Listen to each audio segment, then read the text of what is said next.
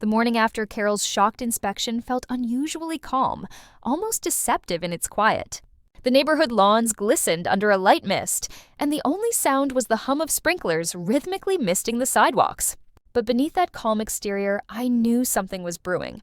The HOA never stayed silent for long, especially not with Carol Evans leading the charge. For a few days, I heard nothing. No emails, no letters, no knocks on the door. It was as if the HOA was regrouping, carefully strategizing their next move. I used that time to keep perfecting my yard.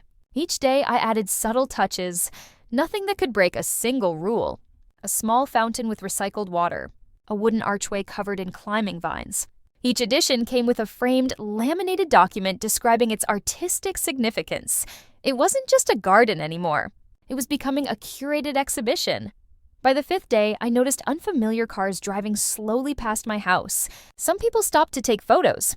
Others leaned out their windows, murmuring to each other. A few even walked by on foot, smiling and snapping selfies with my gnomes. It was clear the word had spread. My so-called legal wonderland had become the most interesting thing to happen in Oak Ridge Meadows in years. But Carol didn't share the enthusiasm. On the 7th day, a new letter arrived. This time, it was stamped urgent notice. The tone was even sharper than before. It stated that a formal inspection would take place within 48 hours to assess compliance with HOA regulations. The letter mentioned a review committee, but I knew exactly who that meant: Carol and her hand-picked enforcers. I smiled as I read the notice. I'd been expecting this. I even had my paperwork ready. The day of the inspection came on a bright Saturday morning. At exactly 9 o'clock, I heard the sound of footsteps crunching up my walkway. Through the blinds, I could see Carol flanked by 2 board members, both of whom looked more like reluctant participants than eager accomplices. They carried clipboards, measuring tapes, and cameras, the holy trinity of HOA enforcement. Carol's expression was tight and sour. Her eyes darted across my yard, scanning every detail, searching desperately for something to condemn. She stopped at the fountain first. The water trickled gently down a stone tier decorated with seashells. I had placed a sign beside it: "The Flow of Tranquility," an eco-conscious art piece using reclaimed materials. Carol scribbled something on her clipboard, then crouched to check the dimensions. The fountain was 36 inches high, exactly 1 inch below the maximum height allowed for lawn fixtures. Next, she moved to the gnomes. Each one sat perfectly still under the mid-morning sun, their colors bright against the green grass.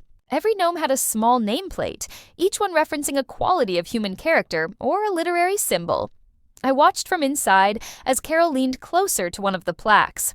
I had typed it carefully: "The Thinker," inspired by the value of contemplation and the quiet strength of introspection. Her jaw tightened. She hated it. She hated all of it. But there wasn't a single thing she could do. The inspection lasted almost an hour. The board members took photos, measured distances, and checked every angle. They even looked at my front porch lights, the mailbox, and the color of my mulch, as if hoping to find something to justify a violation. By the end, it was clear they had nothing. Carol's frustration was palpable. Her face flushed red as she glanced up at my house, knowing I was probably watching. She gestured sharply toward one of the board members, whispering furiously, but I could tell by their hesitant body language that even they knew I'd outsmarted her. When she finally left, she slammed her clipboard shut with a sharp snap. The following Monday, the HOA released its official report. I read it 3 times, savoring every line.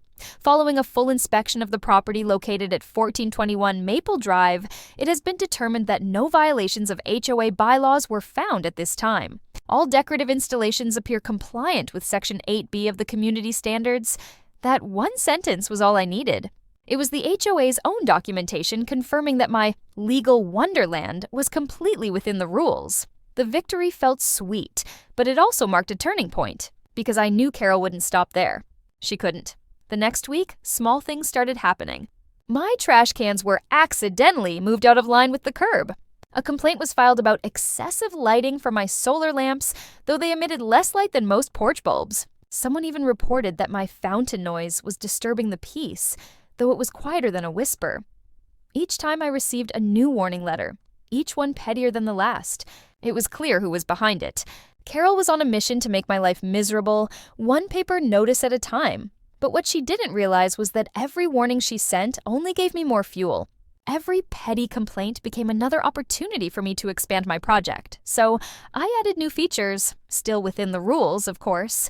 A small wooden sign that read, "Welcome to the Garden of Expression." A hand-painted mural on my fence featuring abstract shapes and soft colors, approved under the Artistic Expression Clause. And best of all, I installed a tiny solar-powered spotlight that illuminated the entire display at night, giving the garden a dreamlike glow. Neighbors started walking by every evening just to see it. Some brought their kids to take pictures. Others left little notes of encouragement tucked into my mailbox. My yard had become a symbol of quiet rebellion, a stand against the suffocating sameness that had defined Oak Ridge Meadows for so long, and with every new admirer, Carol's hold on the community grew weaker. People were starting to question her authority. But then, something unexpected happened. One evening, as I was tending to my flowers, I noticed a black SUV parked down the street. It sat there for a while, engine idling, windows tinted too dark to see inside. After a few minutes, it drove off without stopping. The next morning, another letter arrived. This one wasn't from the HOA. It was from the City Code Enforcement Office. Someone had filed a formal complaint claiming that my property posed a potential safety hazard due to excessive yard installations. The timing was too perfect to be coincidence. Carol had gone over my head.